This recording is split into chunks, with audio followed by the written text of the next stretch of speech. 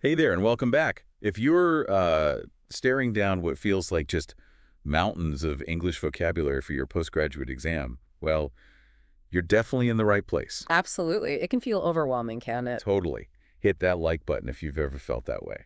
So today, we're really zeroing in on day 26, part 1, from your study materials. Yep, that specific section. Think of this as maybe a way to really get these 22 keywords, not just, cramming them. We want to go deeper than just the definitions, see how they actually work. Exactly. In like academic chat or exam questions, we're aiming for efficiency, insight. Avoid that info overload. And we've grouped them thematically, which should help. We'll look at words around basis, comprehensive, different kinds of viewpoints. And those words with part in them, some stuff around range, and then the random or arbitrary or casual group. Let's make them stick. Right, let's make them stick. Yeah. So first up, those foundational words. Let's start with basis. Okay, basis. We've got this example. The basis of a good marriage is trust. Seems pretty straightforward, right? Trust is the core thing. It's the fundamental element there, yeah, it's built on. But then there's also, we are in contact on a regular basis. Now here, basis feels different. It does. It's not the core foundation like trust. It's more about frequency, how often it happens. Regularity. Exactly. Regularity or pattern. And spotting that difference is, well, it's crucial when you're reading complex stuff. Like in the exam texts. Precisely. An author might use basis subtly, meaning either that fundamental thing or just that it happens often. Getting that distinction right can really change how you understand the argument. Okay, that makes a lot of sense.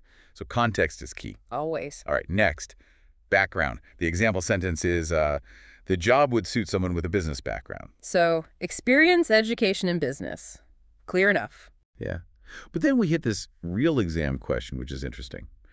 One more reason not to lose sleep over the rise in oil prices is that, unlike the rises in the 1970s, it has not occurred against the background of general commodity price inflation and global excess demand. That's a great example. See how background here gives you the vital context? It's comparing now to the 70s. Right. And the background, then, the economic situation surrounding the oil price rise involved widespread inflation, high demand. Which isn't the case this time, according to the sentence. Exactly. That phrase, occurred against the background of, is super important for reading comprehension. It signals the surrounding circumstances. So the background is the whole economic picture at that time. Yes, which explains why this oil price rise might be different. It links back to the definition, but in a much broader contextual sense. Got it. Okay, shifting gears a bit, let's talk about comprehensive, which is kind of what we're aiming for here, right? A comprehensive understanding. Exactly. It means all-encompassing, complete. The example is about insurance. You are advised to take out comprehensive insurance. Meaning it covers a wide range of possibilities, not just the basics. Lots of different risks. And related to this is comprehension, which is just understanding. Yep. And you need that for the exams, obviously. Really? In academic terms, comprehensive often means a really thorough study, like a comprehensive review of the literature leaves nothing out. Covers all angles. Right. And strong comprehension skills, well, that's fundamental. Building on basis, aiming for comprehensive understanding. Okay, perfect segue. Let's move to words related to viewpoints or opinions. First one, prejudice. Prejudice. 2 examples here. Hey. Poor handwriting might prejudice people against the applicant. So something superficial creates a negative bias. A preconceived negative judgment, yeah. Formed without enough evidence. And the other one, he was just talking out of blind prejudice, emphasizes the lack of reason. Blind prejudice acting on that bias without even thinking or questioning it. It's often negative and can really skew how we see things, even when we're trying to be objective, like evaluating research. Which leads nicely into bias, the example. Some institutions still have a strong bias against women. This highlights how bias isn't just personal. It can be systemic, built into how things work. That real exam question you mentioned about cultural and class biases in buyer complaints. Yes, that really shows it in action. Even when people complain, their background, cultural class can shape what they complain about and how. So you need to be aware of those potential biases. Absolutely. In the source material, in others, and crucially, in yourself. Spotting bias is key to critical thinking at this level. Makes sense. Okay, next in this group. Neutral. Staying out of it. Yeah, like Switzerland was neutral during the war, not taking sides. A clear historical example. But the exam question gives advice. When feeling emotional, remain neutral in both your words and actions. That feels really practical. It's very practical. In heated moments, neutrality can de-escalate things. It lets you respond more reasonably later on. That's like a strategy. It is a strategic choice to not jump in emotionally. And that skill, analyzing stuff neutrally without immediate emotional reaction, that's vital for good academic work too. Right. And the last one in this opinion section, independent. Okay. The exam question here is quite thought-provoking. And instead, I grew up believing that I was supposed to be totally independent and consequently became very reluctant to ask for help. Oh, yeah, that really hits on a nuance, doesn't it? We often think of independent as purely good. Right, self-sufficient. But this shows how too much focus on total independence can actually be a problem. Makes you hesitant to ask for help you might actually need. So it raises questions about, like, the balance between being independent and interdependent. Relying on Others sometimes. Exactly. Is there a point where striving for total independence holds you back, personally, academically? It's something to think about. Definitely. And of course, we have the noun independence. Yeah. The state of being independent. Yep. Okay. Let's switch tracks again. Fascinating group now. Words containing part. First, partial. Partial. Got two main flavors here. Right. First, meaning incomplete.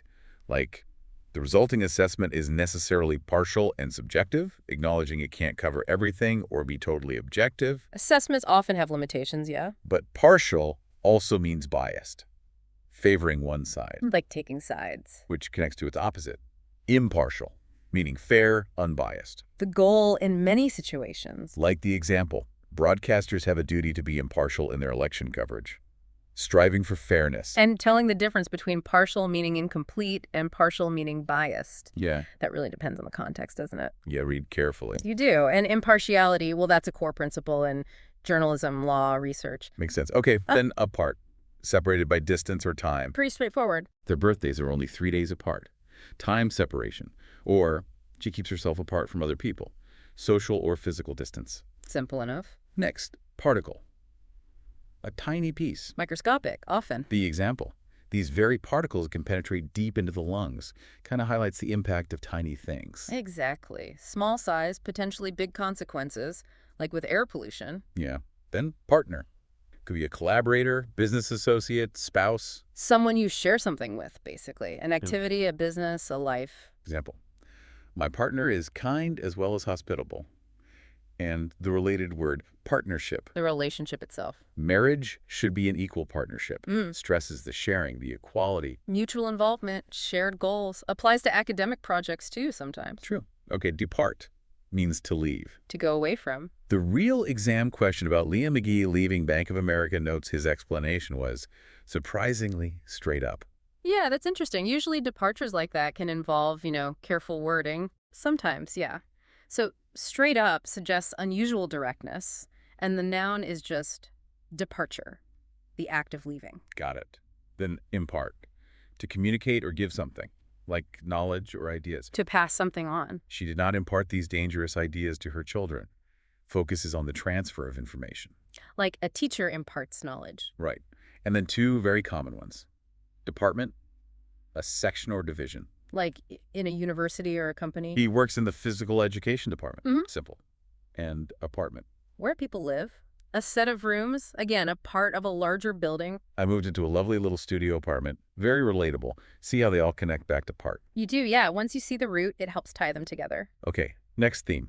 Words related to range, starting with range itself. And range has quite a range of meanings. Nice one. It can mean variety, like librarians need a broad range of skills. Scope, breadth. Or limits, like it's difficult to find a house in our price range. Financial limits, boundaries. It could even be a mountain range or just a type of something. Yeah. So very versatile. Yeah, you really have to look at the words around it. Is it talking about variety, limits, a physical thing? Context again. And from range, we get a range. To put in order, organize, plan. Like arranging furniture, or he arranged the documents in neat piles. Creating order. Bringing structure to things. And the noun is arrangement, the plan or the organized state. Makes sense. Okay, final group. Words related to do, randomness, arbitrariness, chance. First, random. No specific pattern or purpose. Like information processed in a random order, no sequence. Or my name was chosen at random from a list. pure chance. Lack of predictability, governed by chance. Then arbitrary. This one feels a bit different. It does. It's more about personal whim, isn't it? Not necessarily reason. Can even mean despotic. The examples help. Good parents do not make an arbitrary judgment about their children. They use reason, hopefully. Right.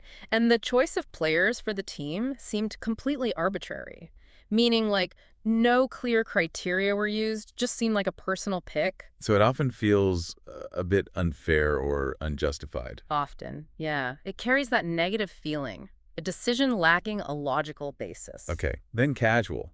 This one has a few meanings too. It does. Can mean not serious or careful. Like trying to sound casual when you're actually worried. Putting on an appearance of nonchalance. It can also mean happening by chance, like the casual visitor to an exhibition versus someone who planned to go. Accidental engagement almost. And it can just mean informal, like casual clothes. So spectrum of meanings again. Lack of formality, lack of seriousness, or happening by chance. Context is everything. Seeing a theme here. Context is crucial. Okay, coincide. Happen at the same time or correspond, align. Like the example. The interests of employers and employees do not always coincide. They don't always match up. Lack of alignment there. And this leads to coincidence. That striking moment when things happen together without an obvious reason. It was pure coincidence that they were both in Paris on the same day. No planning involved. Just chance bringing things together in a noticeable way. Then finally, incident. An event, often minor. An occurrence. And from that, we get incidence, which is about the rate or frequency. Right, like the incidence of a disease, how often it occurs in a population. Okay, wow, that was a lot of words. But seeing them grouped in context, it helps, doesn't it? I think so. We've moved beyond just listing definitions. We've seen how they work, how they connect, especially in those trickier academic contexts you'll encounter. Yeah, that contextual understanding is really what makes vocabulary useful, makes it stick. Exactly. So quick recap. We looked at foundational words like basis, aim for a comprehensive understanding, explore different viewpoints like prejudice and bias versus neutrality and independence, unpack those part words. Covered the range of meanings for range and touched on randomness, arbitrariness, and casual occurrences. Phew. We really hope this deep dive has clarified things from Day 26, Part 1 for you. Definitely go back and look at those materials again with these ideas in mind. See if they make more sense now. And hey, we'd love to hear from you. What other words are tripping you up in your postgraduate prep? Or maybe you've seen one of these words used in a way that really made it click. Yeah, share your examples or insights. Let's create a bit of a community discussion around this. It helps everyone. Totally. Drop a comment below. Let's keep learning together. And just a final thought, as you continue studying vocabulary, try to be active with it. Don't just read the list. Connect new words to ones, break them down. Always, always look at the context. That active engagement really builds that deep, lasting understanding. It really does. Well, thanks for joining us for this deep dive. Yeah, thanks everyone. See you next time.